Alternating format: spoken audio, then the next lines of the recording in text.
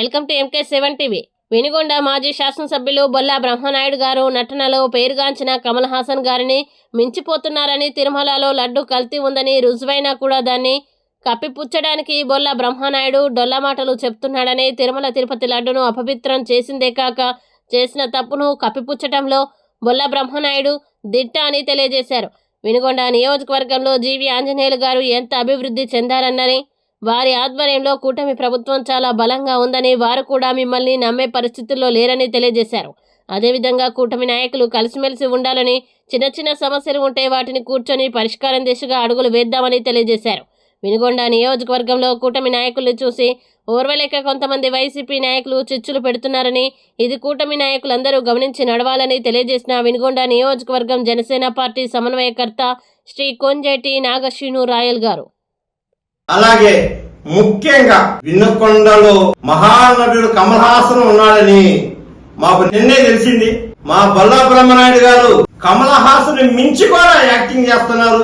అసలు ఇంత అద్భుతమైన యాక్టింగ్ మా బొల్లా బ్రహ్మనాయుడు దగ్గర ఇంత యాక్టింగ్ ఉందని నిన్నే మాకు తెలిసింది. నిన్న పోలీసులు కల్తీ లడ్డు జరిగిన మాట వాస్తవమని అందరికీ తెలుసు.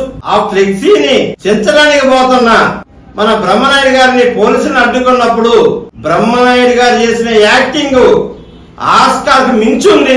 బ్రహ్మనాయుడు గారి దగ్గర ఇంత నటుడు దాగి ఉన్నారని వినుకొండ ప్రజలకు ఇప్పుడు దాకా తెలవదు. ఆ మహానటుడికి మించిపోయారు అసలు మన బ్రహ్మనాయుడు గారు. లడ్డు కల్తీ జరిగిన మాట వాస్తవం కాదా? అసలు శిక్ష ఏమిచ్చింది? మీరే మాట్లాడుతున్నారు. మీరు తప్పును కూడా ఒప్పు చేయాలనుకుంటున్నారు. రాష్ట్ర ప్రజల మొత్తానికి తెలుసు అక్కడ ఏం జరిగిందో, మీరు ఎన్ని కోట్లు సంపాదించారో. మీ వైసీపీ పార్టీ ఒక విషప పార్టీ. ఒక పామైనా సరే కళ్ళు కనపడక వాటి పిల్లల్ని తింటాయి. మీరు అవసరానికి పక్కన ఎవరున్నా గాని వాడిని చంపి రాజకీయం చేయాలనుకుంటున్నారు. ఇక్కడ మీరు ఎన్ని చేసినా, మీరు ఎన్ని ప్రభావాలు పలికినా ఎవరు కూడా మన ఆంధ్రప్రదేశ్ జనాభా మిమ్మల్ని నమ్మడానికి ఎక్కడా సిద్ధంగా లేదు. మీరు ఇలాంటి ఎన్నో చేయబోతున్నారు. ముఖ్యంగా కూటమి సభ్యులు చెప్పే విషయం ఒకటి ఉంది. పవన్ కళ్యాణ్ గారు, చంద్రబాబు గారు, నారా లోకేష్ గారు, నరేంద్ర మోడీ గారు, వీళ్ళందరూ కూడా మన ఆంధ్రప్రదేశ్ అభివృద్ధి కోసం ఒక కూటమిగా ఏర్పడ్డారు. ఈ కూటమి ఉన్నంత కాలం వైసీపీ ఆటలు సాగవు అని తెలుసుకున్న వైసీపీ నాయకత్వం ఈ కూటమిని ఎలా విడతీయాలని చూస్తుంది. ముఖ్యంగా ఈ మధ్య వినుకొండ నియోజకవర్గంలో కూడా అక్కడక్కడ పుల్లలు పెట్టడం మొదలు పెట్టింది. వినుకొండ నియోజకవర్గ జనసేన, బీజేపీ, టీడీపీ కార్యకర్తలకి ఒకటే చెప్తున్నాను, మనందరం కలిసి ఉన్నంత కాలం మనల్ని ఎవడు ఏమి ఇక్కడ పీకలేడు.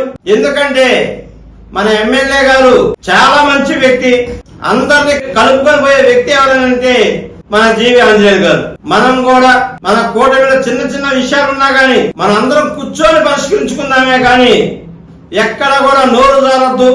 ఏదైనా సరే నోరు జారకుండా మనము ఎంత తక్కువగా మాట్లాడి అందరం కూర్చొని మాట్లాడుకుంటే ఉపయోగం ఉంటుంది. కానీ వైసీపీ వాళ్ళు రెచ్చగొడుతున్నారని కానీ మీరు ఎక్కడ కూడా బయటపడి మాట్లాడొద్దని కోరుకుంటూ సెలవు తీసుకుంటారు.